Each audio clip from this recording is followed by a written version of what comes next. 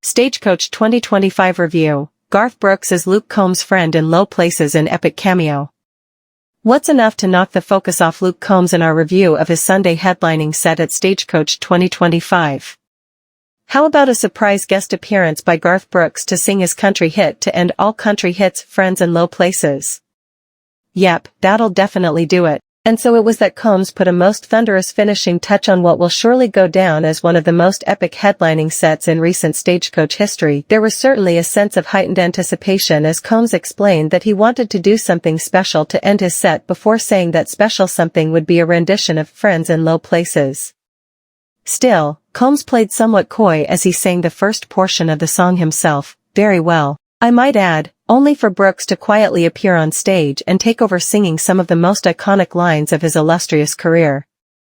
I think it took a second for the magnitude of what had just transpired to fully set in for the crowd, but once it did, it felt pretty much how you would expect when thousands of people absolutely lose their expletive simultaneously.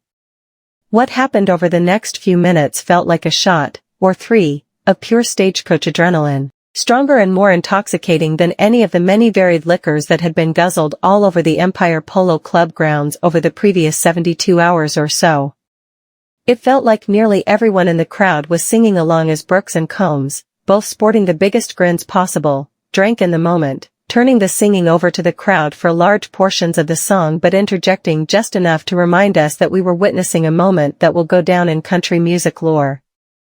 Finally, Combs yelled, "It's Garth freaking Brooks, everybody!" We didn't need the explanation, but the crowd, of course, roared anyway. But it was Brooks himself who delivered what will probably be the most remembered line of the night when he referred to Combs as a future Hall of Famer.